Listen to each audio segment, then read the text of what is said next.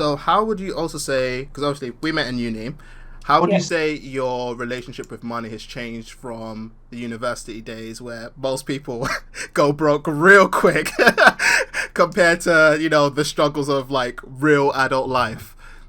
Oh, so I feel like I've always been very smart with money. Like, there's very rarely where I'm at the point where I'm like, okay, I don't know why I have no money left. I've always been good, as in my bills are paid on time, my phone's paid, like everything that I know needs to be paid gets paid. But uni, I was definitely, if I need to go super jump and makeup, let's just go get it. And drinks tonight, no problem.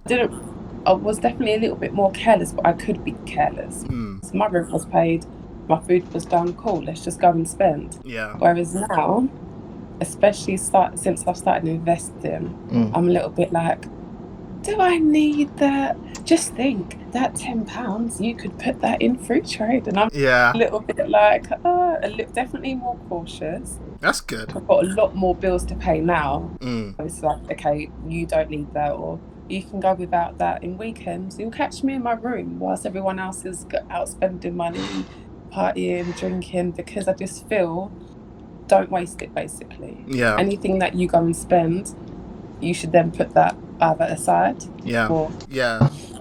I've never been reckless with money, but I'd say my spending has decreased on unnecessary things. Whereas before, if I wanted a new top, I'd go and get it, or if I wanted some clothes, I'd go buy it.